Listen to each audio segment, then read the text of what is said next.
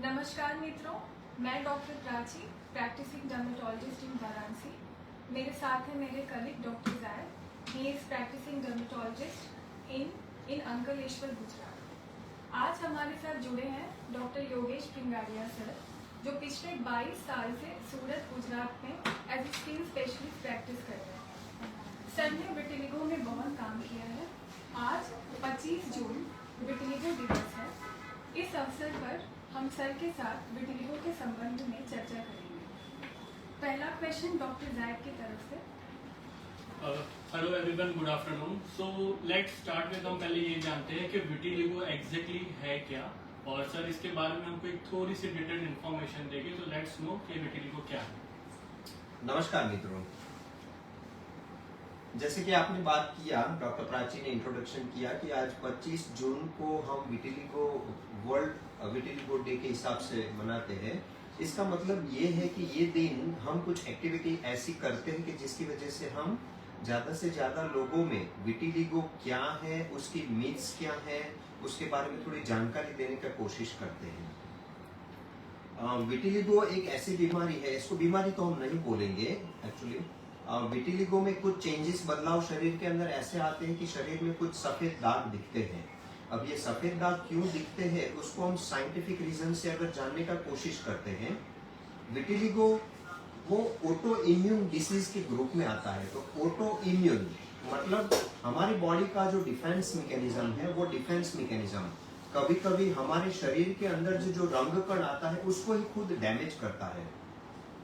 सही ढंग से हम देखेंगे तो डिफेंस मैकेनिज्म हमारा शरीर का वो तरीके से काम करता है कि जैसे कि कोई बाहरी इन्फेक्शन आता है, जैसे कि बैक्टीरिया है, वायरस है, तो कोई बाहर से आया हुआ तत्व को वो डिफेंस करके बाहर निकालने की कोशिश करता है। तो कभी कभी वो गलती से हमारे ही शरीर के अंग अवयव को गलती से पहचानने में मुश्किल गलती करता है पहचानने में। तो इसकी वजह से वो मेलानिन, जो मेलानिन बनाता है मेलानोसाइट के जरिए, उसको डैमेज करता है। तो वहां पे मेलानिन बनने का जो प्रोसेस है वो अटक जाता है, और चमड़ी का जो रंग ग्रे कलर का होता है, वो कॉफी कलर का, वो आने में प्रॉब्लम आता है। रंग नहीं बनने की वजह से, ये रंग नहीं आने की वजह से वहां पे सफेद दाग दिखता है। कभी कभी छोटी जगह पे होता है, कभी कभी ज्यादा जगहों में फैलने लगता है वो। तो इसी के कारण से ये विटिलिगो का उद्भव शरीर के अंदर होता है। तो टू सम अप, जो सर कहना चाह रहे थे वो ये है कि हमारे शरीर की जो रोग प्रतिकारक शक्ति, जिसको हम इम्यूनिटी बोलते हैं, वो हमारे शरीर की किन ग्रंथि, जिसको मिलानिन बोलते हैं, उसके ऊपर अटैक करता है, जिसके अटैक की वजह से वहाँ ब्राउन कलर नहीं आता। As simple as that. उसके सिवा और कोई प्रॉब्लम बॉडी में नहीं रहता है। एक ऑटो इम्यूनिटी है जो आपके मिलेनिन में उसको समझ नहीं आ रहा है कि वो मेरे शरीर के लिए सही है या गलत है, इसलिए वो उसके ऊपर अटैक करता है। वो अटैक करता है, ब्राउन कलर नहीं आता है, जिसकी वजह से वहाँ व्हाइट पैच हमको देखने को मिलता है। एग्जैक्टली। तो इसका मतलब तो ये होता है कि हम इसको एक रोग नहीं मानेंगे। जैसे कि कभी कभी रंग कण ज्यादा हो गया या कम हो गया, आप देखोगे कि किसी किसी के चेहरे पे यहाँ पे जाएं आ जाती, हम बोलते हैं कि रंग कण ज्यादा हो गया। तो ना तो वो बीमारी है, ना तो सफेद दाग विटिलिगो बीमारी है। तो ये बीमारी में तो नहीं गिनेंगे, ये सिर्फ एक रंग का बदलाव होता है शरीर के अंदर। सर, समाज में ऐसी धारणा फैली हुई है कि विटिलिगो छूने से फैलता है। अगर किसी को सफेद दाग है तो लोग उसको डिस्क्रिमिनेट करते हैं, उनके साथ उठना बैठना बंद कर देते हैं। तो क्या सर सफेद दाग छूने से फैलता है विटिलिगो? कभी भी नहीं। सफेद दाग का जो बीमारी है विटिलिगो, वो फैलने वाली या चेपी बीमारी नहीं है।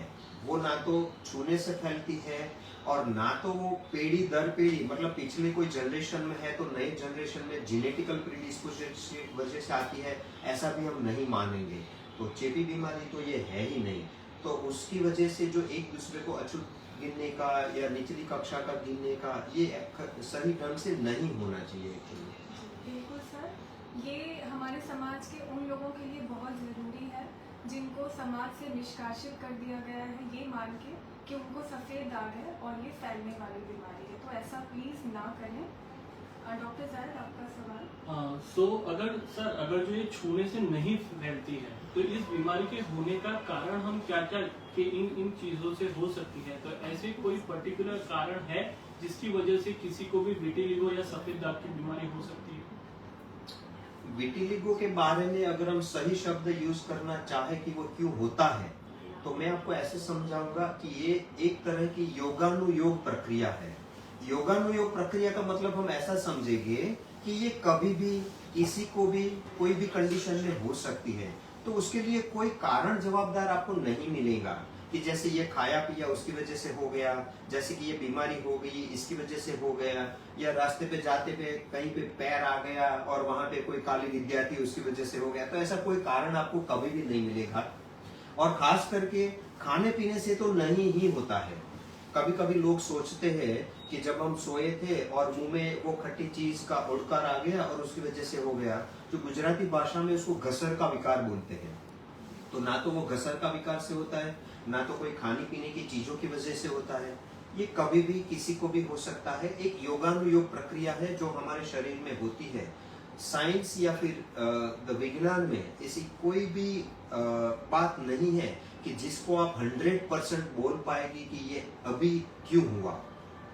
सर बहुत से लोगों को ये भी डाउट रहता है कि लोगों ने उसको एक वाइट कलर से या सफेद रंग से उसको मैच कर दिया कि भाई हम सफेद चीजें खाते हैं, जैसे दूध हो गया या पनीर हो गया, तो सफेद चीजें खाने से सफेद चमड़ी का रोग होता है। इस बात में कितनी हद तक की सच्चाई है? सही ढंग से देखोगे तो ये मिथ्स है, अंधश्रद्धा है, ठीक है, मान्यता गलत है। खाने पीने का जो भी कलर होता है वो जब हम खाते हैं और पेट के अंदर जाता है, पेट के अंदर जो गैस्ट्रिक जूस होता है वो बहुत एक हाईली एसिडिक मीडिया होता है। उसके अंदर कुछ भी खाना पीना अगर मिक्स होता है तो वो एक रस हो जाता है। उसमें सफेद कलर का भी कोई मायने नहीं रखता है और आपके ने क्या खाया पिया है उसका भी कोई मायने नहीं रखता है। तो खाने पीने में सफेद कलर की चीजों से ये होता है, ये गलत मान्यता है जो सही में नहीं होना चाहिए। सर मेरा अगला सवाल इसी संबंध में था कि विटिलिगो और खाने के बीच में कोई संबंध है या नहीं, जो सर ने ऑलरेडी आप लोगों को बहुत अच्छे से एक्सप्लेन किया है। तो प्लीज़ आप खाने में कुछ भी अवॉइड मत करिए, विटिलिगो का खाने से कोई संबंध नहीं है। मेरा दूसरा सवाल सर आपसे, क्या विटिलिगो शरीर की किसी अंदरूनी बीमारी से जुड़ा है, या ये कोई गंभीर बीमारी है या कोई जानलेवा बीमारी है? इसके बारे में आप क्या कहना चाहेंगे? अगर एक शब्द में मैं अगर जवाब देना चाहूँ तो मेरा जवाब है ना। शरीर की कोई भी अंदरूनी बीमारी से ये विटिलिगो का तकलीफ कभी भी नहीं होता है।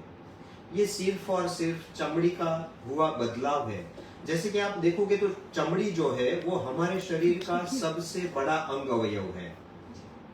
शरीर के अंदर ज्यादातर से होने वाली बीमारियां जैसे कि मिरर के हिसाब से चमड़ी के ऊपर उसका प्रभाव आता है, लेकिन ये सफेद दाग वाला जो बीमारी है उसमें ऐसा कुछ भी नहीं है कि जो अंदरूनी बीमारी का एक बाहर हमको दिखावा दिखे, ऐसा कुछ भी नहीं होता है।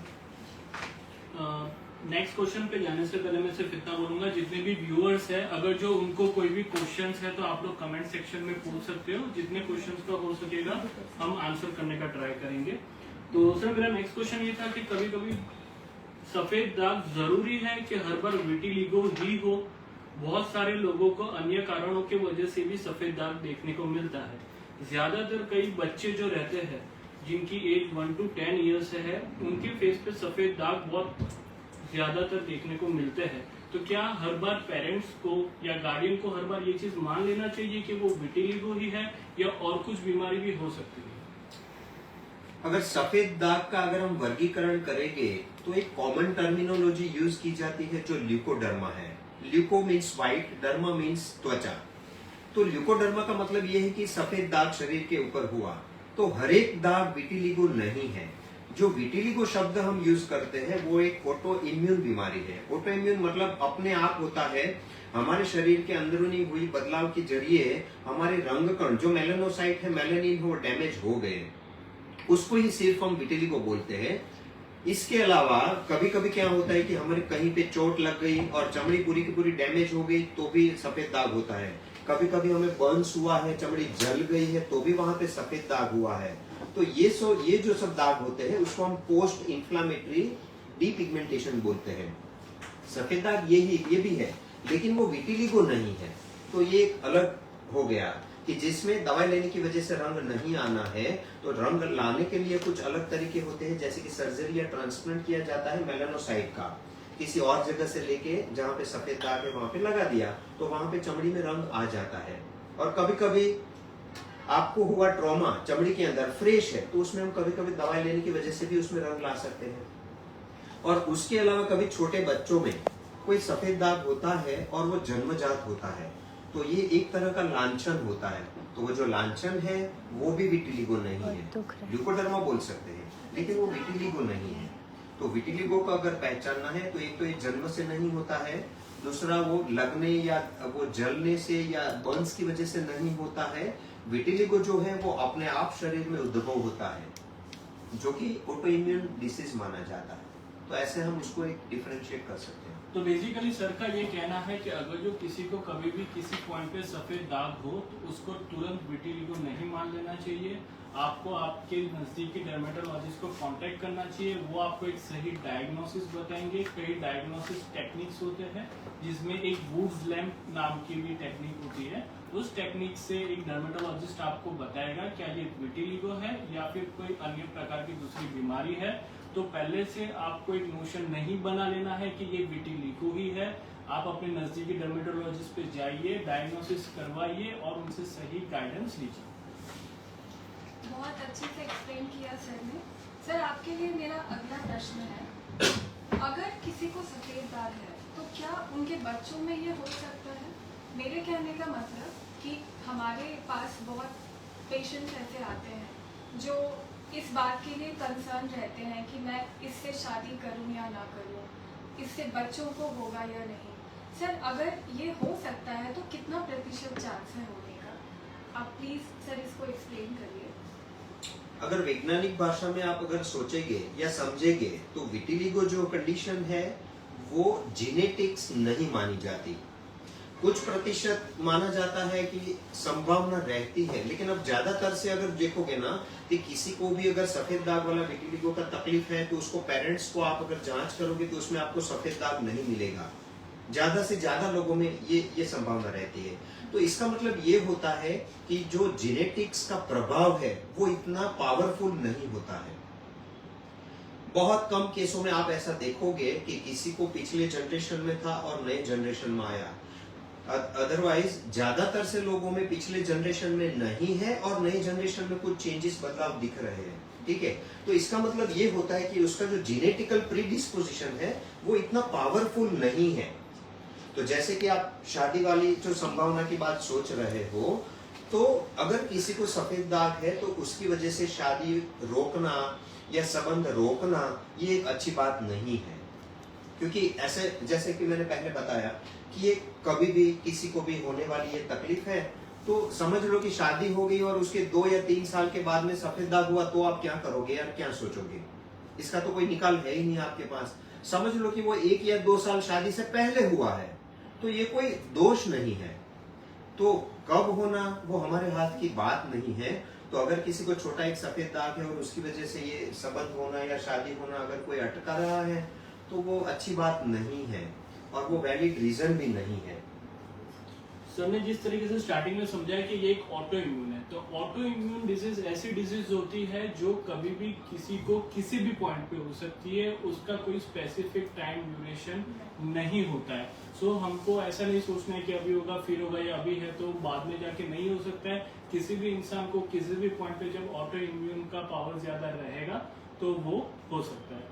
आई थिंक सर ने हमारे मोस्ट ऑफ काफी क्वेश्चंस को एड्रेस ऑलरेडी कर दिया है। अब जो मेन मोस्ट इम्पोर्टेंट पार्ट है जिसके बारे में आप लोग सब जानना चाहते हो, that is coming to the treatment. कि अगर जो किसी को विटिलिगो है, अगर जो हमको डायग्नोसिस पता चल गया है कि ये विटिलिगो है, तो उसके बाद क्या उसका ट्रीटमेंट पॉसिबल है या नहीं है, और अगर है तो हम उसको कैसे कर सकते हैं?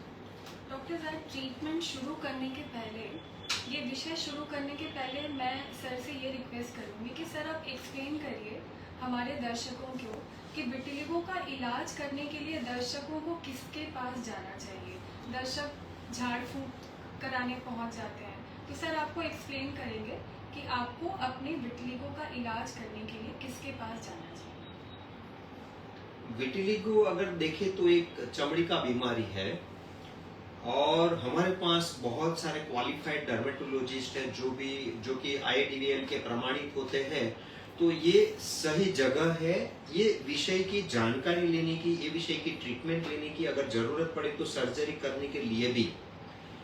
तो अगर सब्जेक्ट को अगर आप देखोगे तो बहुत सारे सब्जेक्ट के डॉक्टर इसकी ट्रीटमेंट करते रहते हैं, लेकिन अगर हम देखने जाए तो क्वालिफाइड डर्मेटोलॉजिस्ट जो है, अगर वहां से आपको मशवरा सही मिलता है तो आपका ट्रीटमेंट भी सही चलता है और मिटने की संभावना सबसे ज्यादा होती है। तो क्वालिफाइड डर्मेटोलॉजिस्ट से आप मशवरा करेंगे, सबसे ज्यादा हम अनुरोध करेंगे इसके बारे में। सर तो अब हमारे पास क्या क्या ट्रीटमेंट ऑप्शंस रहते हैं? अगर जो कोई पेशेंट हमारे पास, जब हम उसको डायग्नोस कर लिया कि इनको विटिलिगो ही है, तो अब आगे उस पेशेंट के लिए हम क्या क्या ट्रीटमेंट ऑप्शंस दे सकते हैं? विटिलिगो एक ऐसा तकलीफ है जो कि शरीर में कुछ बदलाव लाता है, और सबसे ज्यादा जरूरी ये है कि ये बदलाव आपके शरीर के अंदर जब दिखता है, वही समय पे अगर आप ट्रीटमेंट चालू करते हो तो आपको मिटने की संभावना सबसे ज्यादा है। हमारे जैसे भारत देश में ये सबसे ज्यादा प्रॉब्लम है कि कोई भी तकलीफ होती है तो लोग सबसे ज्यादा समय किसमें गवाते हैं? अंधश्रद्धा में, दोहरा धागा किया, कोई मान्यता होती है, गैर मान्यता होती है, बड़ा समय राह देख लिया, जैसे कि 1-2 साल राह देखा, बाद में जैसे कोई ट्रीटमेंट के लिए जाता है। तो इसमें प्रॉब्लम ये होता है कि जो मिटने के लिए सबसे अच्छा समय था वो आपने गवा दिया। लेट स्टेज में अगर आप ट्रीटमेंट चालू करते हैं तो दवाई से काम तो आएगा, लेकिन जो पहले काम देने वाली थी इतना काम नहीं देती है। तो सभी दर्शकों को हम सफेद दाग का ट्रीटमेंट के लिए एक बात सही बताएंगे कि जब भी आपको ये दाग दिखना चालू होता है तो जल्दी से जल्दी उसका ट्रीटमेंट चालू करें, क्योंकि सबसे ज्यादा दवाई का असर तभी दिखता है जब रोग उसकी शुरुआत के टाइम में रहता है। तो जब भी आप जाते हो ट्रीटमेंट के लिए, बहुत सारी ट्रीटमेंट होती है, तो हम ऐसा बोलेंगे कि हर 10 दर्दी जो होते हैं सफेद दाग के, उसमें से 6 दर्दी दवाई से मिट जाते हैं, अगर वो सही समय पे ट्रीटमेंट लेने के लिए जाते हैं। तो अगर 6 दर्दी दवाई से मिट जाते हैं और बाकी के जो 4 दर्दी है उसमें से 2 दर्दी ऐसे होते हैं उसमें जरूरत से ज्यादा ट्रीटमेंट लेने की जरूरत पड़ती है, बाकी के जो 2 बचते हैं उसमें से एक दर्दी ऐसा है कि जिसमें दवाई से अगर वो नहीं मिटता है तो हमारे पास उसका इलाज सर्जरी से हो सकता है। और लास्ट पेशेंट जो 10वां है, उसको हम ऐसा बताएंगे कि अगर शरीर के अंदर जरूरत से ज्यादा रोग फैला हुआ है, दवाई से नहीं मिट रहा है, तो उसमें फिर हम कुछ नहीं करेंगे, उसको ऐसे ही छोड़ देना पड़ता है, क्योंकि फिर उसका इलाज हम नहीं करेंगे। क्योंकि शरीर में अगर ज्यादा फैला हुआ है तो इलाज करना अच्छी बात नहीं है, क्योंकि उसमें दवाई ज्यादा रिस्पॉन्स देगा नहीं और सर्जरी हम कर नहीं पाएंगे। तो समझ लो कि अगर 10 में से 9 दर्दी को ये ठीक हो सकता है तो हम ये ना मिटने वाली बीमारी में नहीं मानेंगे। मतलब 10 में से 9 को मिट सकता है तो ये हमारे लिए बहुत अच्छी बात है। और आजकल दवाई भी इतनी अच्छी आती है, फोटोथेरापीज है, लाइट थेरापी है, एक्साइमर लेजर थेरापी है, जिसकी वजह से हम रंग लाने का प्रोसेस जो है वो बहुत स्पीडी बना सकते हैं। और अगर आप सर्जरी के बारे में देखेंगे तो सर्जरी में भी पंच ग्राफ्टिंग की सर्जरी है, ब्लिस्टर ग्राफ्टिंग की सर्जरी है, non cultured and cultured melanocyte transplant की जो पद्धति है, जिसमें काफी बहुत एक्सटेंसिव डिसीज, मतलब फैला हुआ दाग है तो भी हम कवर कर सकते हैं। जैसे कि 1 सेंटीमीटर का भाग चमड़ी का लेके हम 10 सेंटीमीटर तक उसको फैला सकते हैं, और उसका जो मैचिंग आता है वो ऑलमोस्ट नॉर्मल स्किन की तरह होता है। तो ये जो सब सर्जरी है उसका सलाह लेके या उसका मदद लेके हम ये सब बीमारी का इलाज कर सकते हैं। सर तो आई थिंक सर के कहने के हिसाब से ऑलमोस्ट 90% ऑफ पेशेंट्स में हम विटिलिगो को ट्रीट कर सकते हैं। 90% is a very good percentage in the terms of treatment, अगर हम किसी भी डिजीज की बात करें। अगर जो सर ये अब मेरे को पूछना था कि जैसे आपने एक मेंशन किया बात सर्जरी का, तो डॉक्टर इस बात को कैसे डिसाइड करता है कि इस पेशेंट को हम मेडिसिन देके ठीक कर सकते हैं या सर्जरी से ठीक कर सकते हैं, और किन पेशेंटों में सर्जरी की आवश्यकता हो सकती है? ये अगर डिसीजन लेना है तो सबसे पहले हम ये तय करेंगे कि जो भी दर्दी विटिलिगो का तकलीफ लेके आया है उसके शरीर में सफेद दाग की मात्रा कितनी है। अगर वो 10% से कम है तो हम सर्जरी के लिए सिलेक्ट कर सकते हैं, लेकिन 10% से ज्यादा हो तो हमें पहले दवाई लेके उसका जो मात्रा है शरीर के अंदर फैला हुआ सफेद दाग, उसका प्रमाण कम करना पड़ेगा। दूसरा सबसे ज्यादा जरूरी ये है कि सफेद दाग का जो बीमारी है वो शरीर के अंदर फैल रहा है या कम हो रहा है। अगर फैल रहा है या कम हो रहा है तो दोनों चीजों में हम सर्जरी का सहारा नहीं लेंगे। ये दर्दी में दवाई हम चालू करेंगे और दवाई का रिस्पॉन्स आता ही आता है, क्योंकि इसको अनस्टेबल डिसीज बोलते हैं। जो अनस्टेबल डिसीज है उसमें दवाई का रिस्पॉन्स बहुत अच्छा आता है, मिट जाने की संभावना पूरी की पूरी रहती है। और जो डिसीज स्टेबल हो गया है, स्टेबल मतलब बढ़ भी नहीं रहा है और कम भी नहीं हो रहा है, तो उसमें दवाई का प्रभाव भी उतना कम आएगा। ठीक है, तो अगर 1 साल से ज्यादा स्टेबल है, जिसमें बढ़ा भी नहीं है कम नहीं हुआ है, तो ऐसे पेशेंट में हम सर्जरी के लिए उसको सिलेक्ट कर सकते हैं। लेकिन उसके लिए कम से कम 1 ईयर 1 साल का स्टेबिलिटी चाहिए। तो सर के कहने का ये मतलब है कि अगर आपका विटिलिगो 10% से कम सरफेस एरिया कवर करता है और आपका विटिलिगो पिछले 1 साल से बढ़ा नहीं है, नई जगह पे कोई सफ़ेद दाग नहीं आया है या चोट लगने पे वो एरिया सफ़ेद नहीं हुआ है, तो आप विटिलिगो सर्जरी के लिए जा सकते हैं। सर मेरा एक बहुत इम्पॉर्टेंट सवाल है, जो मरीज़ हमारे पास आते हैं उनको स्टेरॉइड फोबिया रहता है। समाज में ऐसा फैला हुआ है कि विटिलिगो का इलाज स्टेरॉइड से करते हैं, तो सर इसके स्टेरॉइड के साइड इफ़ेक्ट्स के बारे में आप कुछ बता सकते हैं हमारे दर्शकों को कि क्या विटिलिगो के लिए अगर किसी पेशेंट को हम स्टेरॉइड देते हैं तो क्या उसका साइड इफ़ेक्ट बहुत गंभीर आता है या ये सेफ ट्रीटमेंट है? अगर विटिलिगो के बारे में हम सोचेंगे तो ये ऑटो इम्यून डिसीज है, और ऑटो इम्यून मतलब हाइपर एक्टिवेटेड इम्यून सिस्टम। तो स्टीरॉयड एक ऐसी दवाई है जो हाइपर एक्टिवेटेड इम्यून सिस्टम को कंट्रोल करने के लिए हमेशा दी जाती है। लेकिन ये जरूरी नहीं है कि अगर आप स्टीरॉयड दवाई लेते हो तो आपके शरीर के अंदर साइड इफेक्ट दिखती ही है। दवाई का असर भी लाना है और साइड इफेक्ट भी नहीं दिखाना है और रोग भी मिटाना है। तो ये काम अगर करना है तो आपको क्वालिफाइड डर्मेटोलॉजिस्ट का हेल्प लेना जरूरी हो जाता है, जो डिसीज के बारे में सब कुछ जानते हैं, स्टीरॉयड के बारे में सब कुछ जानते हैं, कितना डोज यूज करना है, कौन सी मेथड से स्टीरॉयड का इस्तेमाल करना है, और जब रोग आपका कंट्रोल में आ जाता है तो कब आपका रोग की मात्रा कम करनी है, दवाई की मात्रा कम करनी है और बंद करनी है, ये सब डिसीजन लेने के लिए वो एक्सपर्ट माने जाते हैं। तो साइड इफेक्ट होना जरूरी नहीं है, साइड इफेक्ट ना हो ऐसे भी आप ट्रीटमेंट ले सकते हो, लेकिन उसके लिए आपको ये तय करना पड़ेगा कि आप ट्रीटमेंट कहाँ पे लेना है, कितने समय के लिए लेना है और कौन सी मेथड को फॉलो करना है। ठीक है, तो हम ट्रीटमेंट के बारे में ये समझ पाए हैं सर से कि आज का मेडिकल साइंस काफ़ी इवॉल्व हो चुका है। आज से जो 10-20 ईयर्स पहले जो हमारे पास ट्रीटमेंट ऑप्शंस अवेलेबल थे, उसके मुकाबले आज के टाइम में टेक्नोलॉजी वाइज, साइंस वाइज और नॉलेज वाइज काफ़ी आगे बढ़ चुका है। न्यूअर और न्यूअर टेक्निक्स की ट्रीटमेंट आ चुकी है, इसलिए 90% केसेस को आज हम अब ट्रीट कर पा रहे हैं। तो दिमाग में आपको ये सोच के नहीं रखना है कि विटिलिगो बिल्कुल भी ट्रीटेबल नहीं है, इट कैन बी ट्रीटेड, जो आपको डर्मेटोलॉजिस्ट आगे गाइड कर सकते हैं। सर आपके लिए दूसरा सवाल है मेरे पास। आपने ये जो विटिलिगो सर्जरी का नाम लिया, सर विटिलिगो सर्जरी में क्या पेशेंट पूरा बेहोश हो जाता है या फिर पेशेंट उसी दिन घर जा सकता है, खा पी सकता है? आप इसके बारे में शॉर्ट में सर हमारे दर्शकों को प्लीज बताइए। विटिलिगो सर्जरी में जो सफेद दाग होता है वो पूरे के पूरे शरीर में होता नहीं है, कहीं कहीं पे होता है। तो जहाँ पे हम सर्जरी करने वाले हैं उतना ही लोकल एरिया में हम थोड़ा इंजेक्शन लगाते हैं, तो ये टेक्निक को हम लोकल एनेस्थीसिया बोलते हैं। दर्दी पूरा बेहोश नहीं होता है, वो पूरा बेहोश में ही होता है, और जहाँ पे इंजेक्शन लगाया उतना हिस्सा सून हो गया है, और जहाँ से चमड़ी लिया जाता है उतना ही एरिया सून हो जाता है। इधर से चमड़ी लिया, इधर रख दिया, पंच ग्राफ्टिंग का सर्जरी बोलते हैं, और उसमें छोटे छोटे डॉट्स लिए जाते हैं 1 मिलीमीटर 1.5 मिलीमीटर।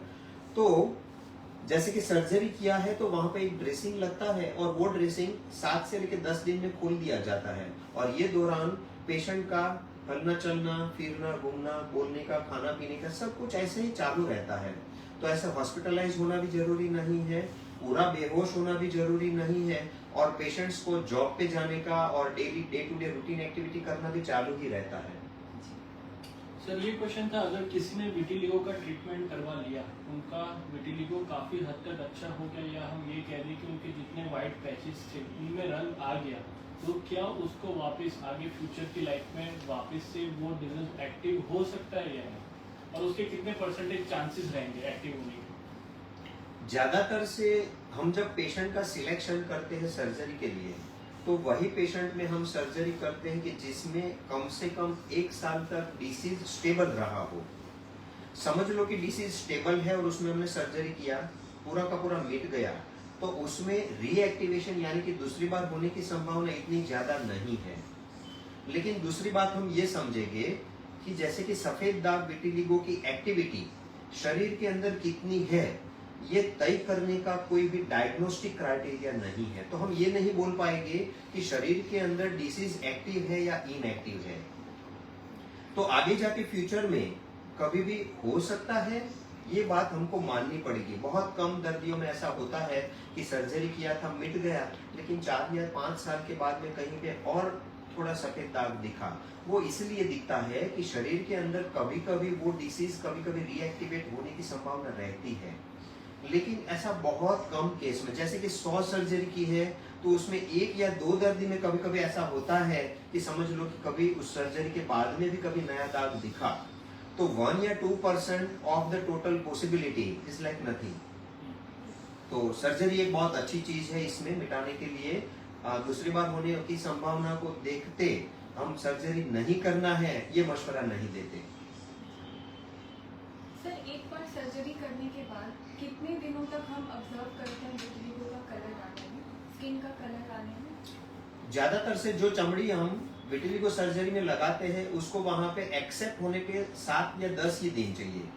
7 या 10 दिन के बाद जो हम रंग फैलाने की मेडिसिन चालू करते हैं, उसके जरिए जो चमड़ी वहां पे लगाई गई है उसमें से आजू बाजू में चमड़ी फैलने लगती है, और मैक्सिमम 3 से लेके 4 महीने में वो रंग फैलने का काम पूरा हो जाता है। तो ज्यादातर से पेशेंट्स में 3 से 4 महीने के बाद रंग फैल जाने के बाद हम दवाई भी बंद करा देते हैं। तो ज्यादातर से जरूरत नहीं पड़ती है बाद में मेडिसिन लेने की। आई थिंक सर ने हमारे मोस्ट ऑफ क्वेश्चंस जो ऑलरेडी हमको पहले पूछे गए थे ऑडियंस के द्वारा, उनको हमने पूछ के एड्रेस कर चुके हैं। अभी कोई अगर जो लाइव में क्वेश्चंस रहेंगे हम उनको एड्रेस करने का ट्राई करेंगे। द फर्स्ट क्वेश्चन इज के क्राइटेरिया सर्जिकल मैनेजमेंट के लिए। आई थिंक सर ने ऑलरेडी एड्रेस उसको कर दिया है कि अगर जो 1 साल तक वो स्टेबल है, अगर जो कहीं पे लगने पे चोट आने पे वापस वहाँ पे नहीं आ रहा है तो उसको हम स्टेबल की कैटेगरी में रख सकते हैं। अलग अलग किताबों में थोड़ा समय अलग अलग दिया हुआ है कि इतने साल तक स्टेबल है या नहीं उसके क्राइटेरियाज में, बट अगर जो वो स्टेबल है तो फॉर श्योर सर्जरी के लिए जा सकते हैं। सेकेंड क्वेश्चन इज के विटिलिगो क्योरेबल है कि नहीं। सर ये क्वेश्चन था, और एक डिफरेंशिएशन कि क्या चीज ट्रीटेबल है, क्योरेबल है, और दोनों का डिफरेंस अगर जो आप बता सको तो थोड़ा ऑडियंस के दिमाग में क्लियर होगा कि क्या चीज ट्रीटेबल होती है, कौन सी चीज ट्रीटेबल होती है या क्योरेबल होती है, और दोनों में डिफरेंस क्या होता है। अगर ये चीज समझना है तो हमको विटिलिगो का जो क्लासिफिकेशन है ना, उसमें एक बार थोड़ा मैं आपको ले जाऊंगा। जो विटिलिगो का क्लासिफिकेशन है उसमें सबसे पहला है फोकल विटिलिगो। फोकल मीन्स कोई भी एक पैच होता है विटिलिगो का। दूसरा एक प्रकार है विटिलिगो वल्गारिस। जो विटिलिगो वल्गारिस मतलब पूरे शरीर में अलग अलग जगह पे कई सारे पैचेस होते हैं। तीसरा जो होता है वो सेगमेंटल विटिलिगो होता है। सेगमेंट मीन्स कोई भी बॉडी का एक सेगमेंट के अंदर होता है और वो कहीं पे और नहीं होता है।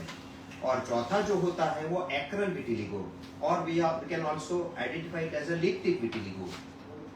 अब ये वर्गीकरण करने से फायदा ये होता है कि जैसे कि आप सेगमेंटल विटिलिगो देखोगे तो सेगमेंटल विटिलिगो में दवाई बहुत कम काम देती है, वो फैलता भी नहीं है, ये सबसे अच्छी बात है। लेकिन बुरी बात ये है कि दवाई से वो रिस्पॉन्स नहीं आता है तो मिटता भी नहीं है। तो सेगमेंटल विटिलिगो में मोर देन 98% जो पेशेंट होते हैं उसमें सर्जरी में ही उसका निकाल आता है। दूसरा जो प्रकार हमने बताया विटिलिगो वल्गारिस, जिसमें शरीर के अंदर अलग अलग हिस्से में फैला हुआ होता है, तो वो 10%, 20%, 40% में भी शरीर के हिस्से में हो सकता है। तो ये एक्टिव भी हो सकता है, प्रोग्रेसिंग, रिग्रेसिंग दोनों हो सकता है।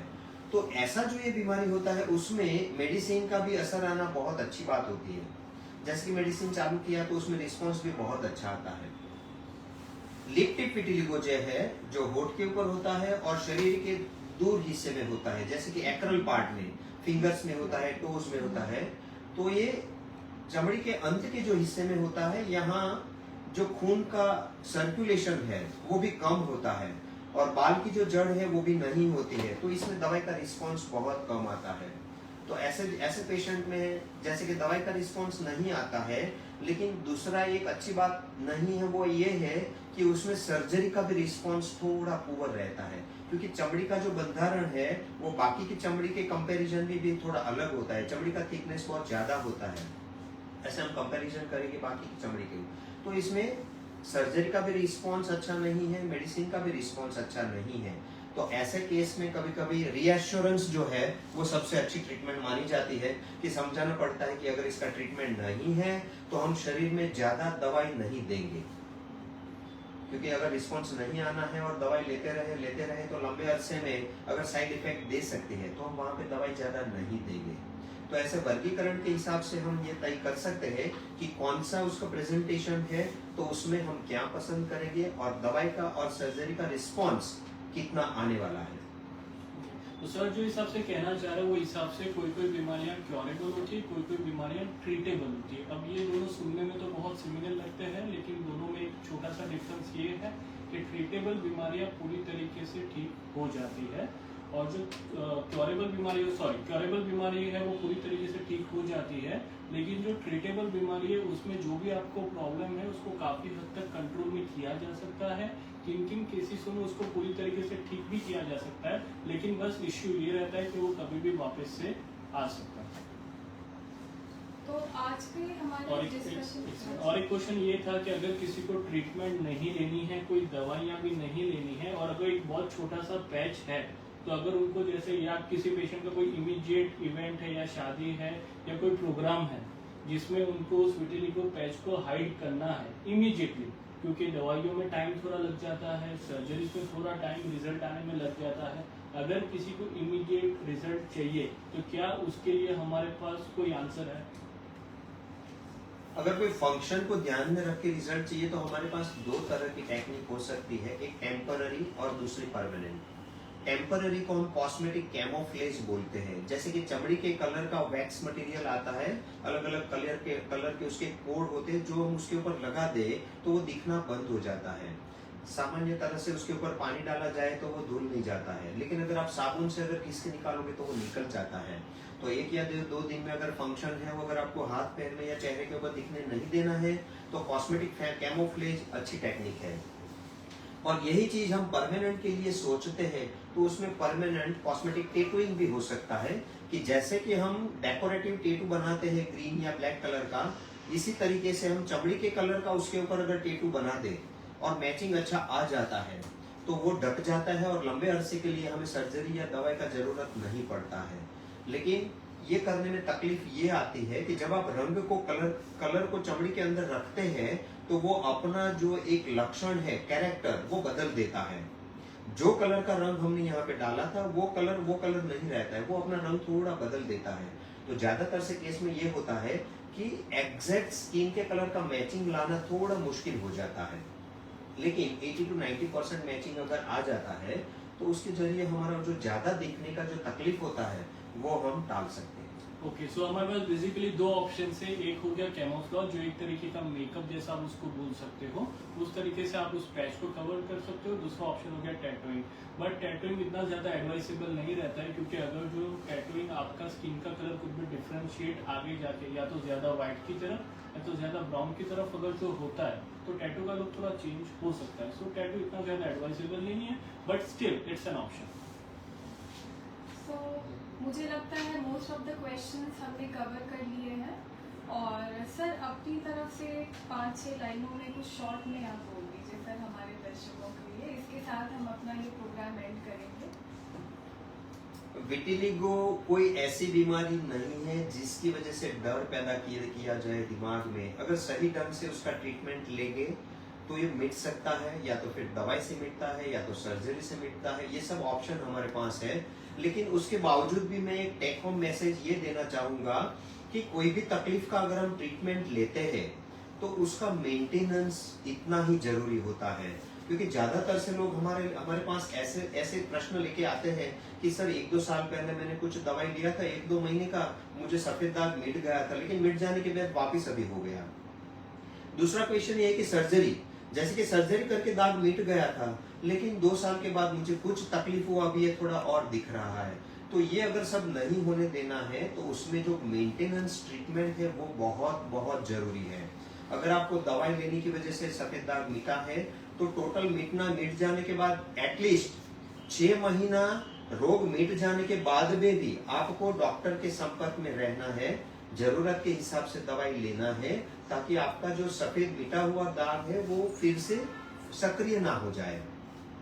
यही चीज अगर आपने सर्जरी करके मिटाया है तो भी टोटल रंग आ जाने के बाद में भी एटलीस्ट 6 महीना आप डॉक्टर के संपर्क में रहो। जरूरत है उसके लिए, अगर दवाई जरूरत है तो लेना है, लेकिन फिर भी एटलीस्ट 6 महीना मेंटेनेंस थेरेपी के तौर पे अगर आप ट्रीटमेंट चालू रख सकते हो तो ये सबसे अच्छी बात है। आपको आगे जाके फ्यूचर में तकलीफ नहीं रहेगा सेम रीएक्टिवेशन का। आई थिंक सर ने बहुत ही ब्यूटीफुली लास्ट में एक समराइज कर दिया है, जिससे आपको काफी हद तक की चीजें समझ आ गई होगी। So thank you sir, thank you doctor Prachi बाकी के क्वेश्चंस करने के लिए। बस टेक होम मैसेज ये छूने से नहीं फैलता है, इट्स क्योरेबल, इट्स ट्रीटेबल। अगर जो आप जाके डॉक्टर के पास लो, दे विल गिव यू अच्छी गाइडेंस, आपको ठीक तरीके से समझाएंगे और आपको आगे गाइड करेंगे। अभी हम यहाँ पे लाइव एंड कर रहे हैं, लेकिन फिर भी अगर आपको कोई क्वेश्चन है, क्वेरीज है, तो आप मैसेजेस में कभी भी कर सकते हैं। हम जितना हो सके पॉसिबल है उसको आंसर करने की ट्राई करेंगे। Thank you. Thank you. Thank you.